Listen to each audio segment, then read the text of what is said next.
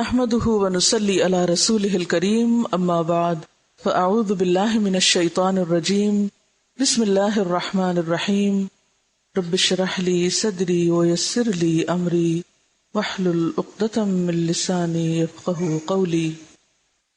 سورۃ الکہف، اس سورت کے بارے میں بخاری میں ایک روایت آتی ہے، ایک مرتبہ ایک صحابی نے سورہ کہف پڑھی، گھر میں ایک جانور بھی تھا، وہ بدکنا شروع ہو گیا۔ انہوں نے غور سے دیکھا کہ کیا بات ہے، تو انہیں ایک بادل نظر آیا جس نے انہیں ڈھانپ رکھا ہے، یعنی ان کے عین اوپر بادل تھا۔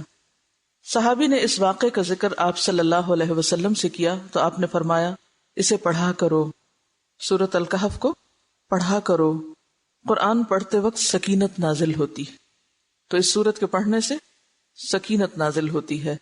یہ ہے اس بارے میں صحیح روایت۔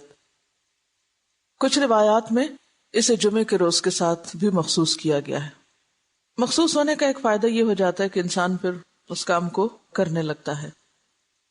لیکن اس سورت کی جو خاص بات ہے اور جو اس سورت کی فضیلت کے بارے میں صحیح ترین قول ہے، وہ اس کی پہلی 10 آیتوں کے بارے میں ہے۔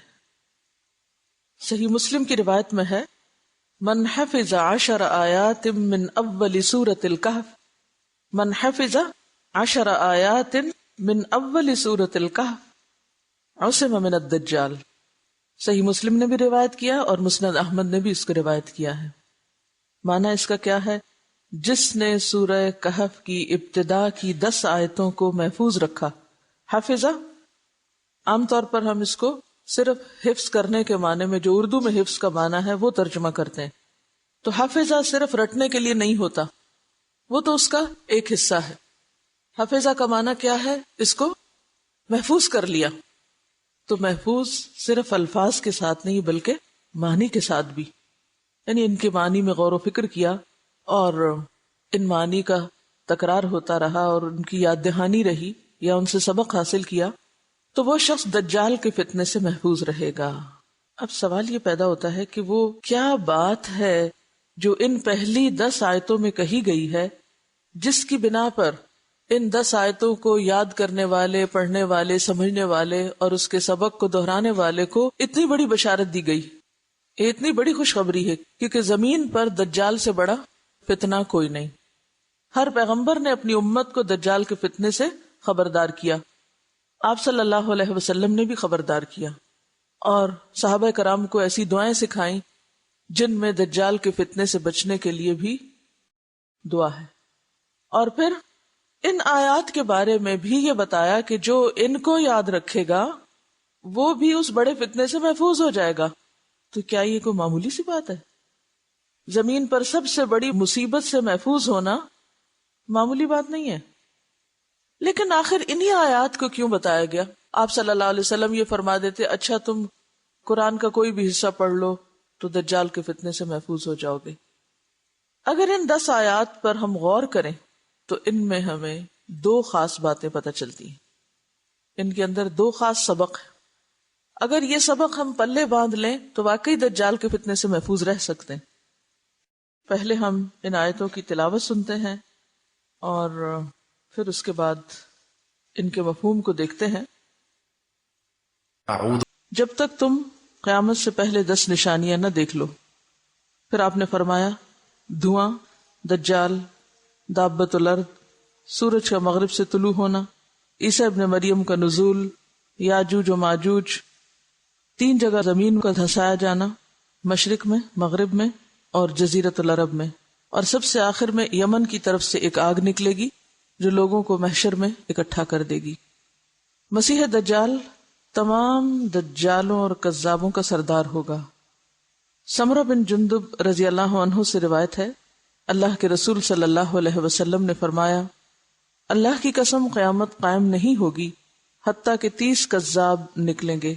سب سے آخری دجال ہوگا جس کی بائیں آنکھ ممسوح العین یعنی کانی ہوگی، یعنی اور بھی بہت سے لوگ جھوٹ کے دعوے دار ہوں گے، لیکن ان سب میں بڑا فتنہ دجال ہوگا۔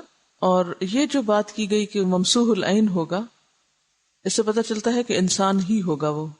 حضرت عمران بن حسین فرماتے ہیں کہ میں نے اللہ کے رسول سے سنا کہ پیدائش آدم سے قیامت تک دجال سے بڑا کوئی فتنہ نہیں. مسلم کی روایت ہے. پھر یہ کہ دجال بہت غصے کے ساتھ نکلے گا جب لوگوں کے سامنے آئے گا. ابن عمر ابن سیاد سے مدینے کے کسی راستے میں ملے تو اسے کوئی ایسی بات کہہ بیٹھے کہ وہ غضبناک ہو کر پھول گیا، حتیٰ کہ پوری گلی کو پھول کر بھر دیا، یعنی ہر طرف غصے کا اظہار کرنا شروع کر دیا اس نے. تو وہ حضرت حفصہ کے پاس گئے. کون تھی وہ؟ ان کی بہن. حضرت حفصہ کو ان کے آنے سے پہلے ہی خبر پہنچ چکی تھی کہ کیا ہوا ہے، کہ ایک بات ابن عمر نے جو کہی ہے اس سے ریاکشن کیا ہوا ہے ابن سیاد کا. وہ کہنے لگی اللہ تم پہ رحم کرے، تمہیں ابن سیاد سے کیا غرض، تم نے یہ کیوں کیا؟ کیا تم نہیں جانتے کہ اللہ کے رسول نے فرمایا تھا صلی اللہ علیہ وسلم کہ وہ کسی غصے کی وجہ سے نکلے گا، یعنی دجال، اور شاید یہ ابن سیاد ہی دجال ہو. اس سے یہ پتہ چلتا ہے کہ صحابہ کرام کو جب آپ صلی اللہ علیہ وسلم نے دجال کے فتنے سے خبردار کیا تو وہ یہ نہیں سمجھتے تھے کہ وہ کبھی آئے گا تو آئے گا. آپ کے جانے کے بعد وہ اس بات سے ڈرتے تھے کہ معلوم نہیں کہ ہماری زندگی کے اندر ہی نہ آ جائے، یعنی اتنا زیادہ اس کے بارے میں فکر مند تھے.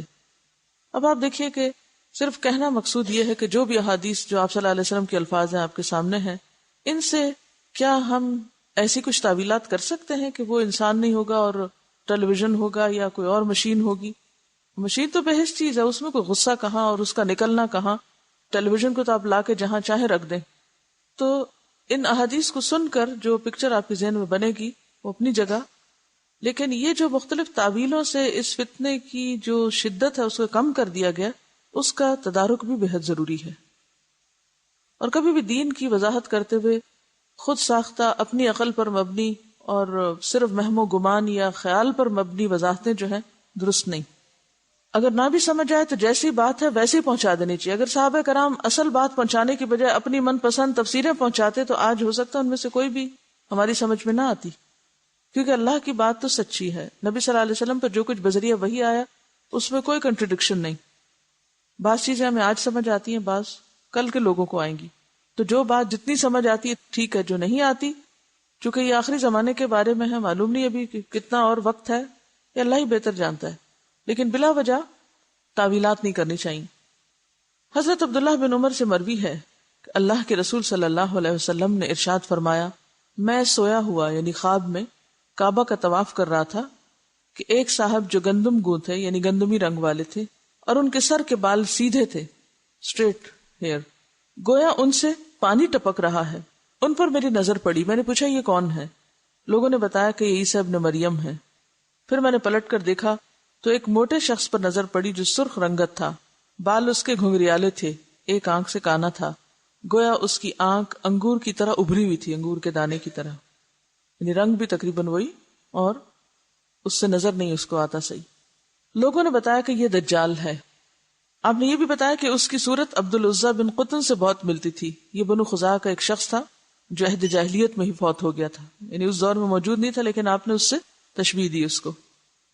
اسی طرح بخاری کی ایک روایت ہے، حضرت انس سے مروی ہے، نبی کریم صلی اللہ علیہ وسلم نے فرمایا، ہر نبی نے اپنی امت کو کانے اور جھوٹے دجال سے ڈرایا ہے. خبردار وہ کانا ہے حالانکہ تمہارا رب کانا نہیں. اس دجال کی آنکھوں کے درمیان کافر لکھا ہوگا، کافرے. ایک روایت میں آتا ہے، میں تمہیں ایسی بات بتاتا ہوں جو دوسرے انبیاء نے نہیں بتائی، کہ وہ دجال کانا ہوگا جبکہ تمہارا رب کانا نہیں، کیونکہ وہ خود کو خدا ہونے کا دعویٰ کرے گا نا، اس وجہ سے یہ بتایا جا رہا ہے کہ رب کانا نہیں، جبکہ وہ کانا ہوگا تو وہ خدا تو نہیں ہو سکتا، رب تو نہیں ہو سکتا.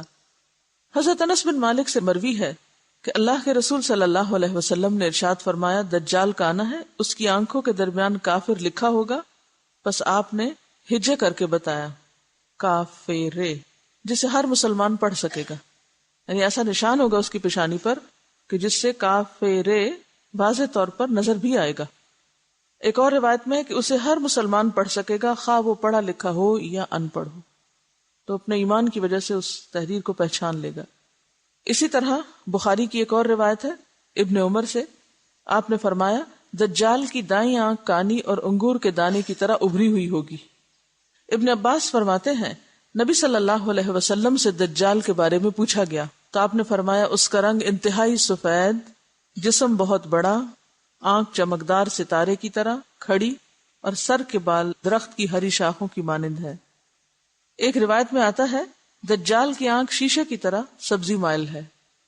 یعنی گرینش آئی ہوگی اور چمکدار بھی ہوگی. اسی طرح بالوں کے شیڈ کا بھی ایسے ہی پتہ چل رہا ہے کہ سر کے بال درخت کی ہری شاخوں کی مانے، یا تو چمکدار ہری شاخیں عام طور پہ لش گرین جو ہوتی ہیں اس میں چمک ہوتی ہے، یا پھر رنگ ہی ان کا ہرا ہوگا. اس حدیث کی بھی اسناد صحیح ہے اور مسند احمد نے اس کو روایت کیا ہے. ایک اور حدیث میں آتا ہے آپ صلی اللہ علیہ وسلم نے فرمایا دجال بائیں آنکھ سے کانا ہوگا، گھنے بالوں والا ہوگا، اس کے ساتھ جنت اور آگ ہوگی، اس کی آگ جنت ہے اور اس کی جنت آگ ہے. نبی صلی اللہ علیہ وسلم نے فرمایا کہ دجال کانا اور انتہائی سفید اور چمکدار رنگ کا ہوگا، اس کا سر افا سانپ جیسا یعنی سانپ جیسا ہوگا، وہ لوگوں میں عبدالعزیٰ بن قطن کے ساتھ زیادہ مشابہت رکھتا ہوگا. حضرت سفینہ جو اللہ کے رسول صلی اللہ علیہ وسلم کے غلام تھے، سامان بردار تھے، وہ بیان کرتے ہیں اللہ کے رسول صلی اللہ علیہ وسلم نے ارشاد فرمایا دجال بائیں آنکھ سے کانا ہوگا، دائیں آنکھ گوشت کے ٹکڑے کی طرح ابھری ہوئی ہوگی، عیب دار ہوگی، جبکہ اس کی دونوں آنکھوں کے درمیان کافر تحریر ہوگا.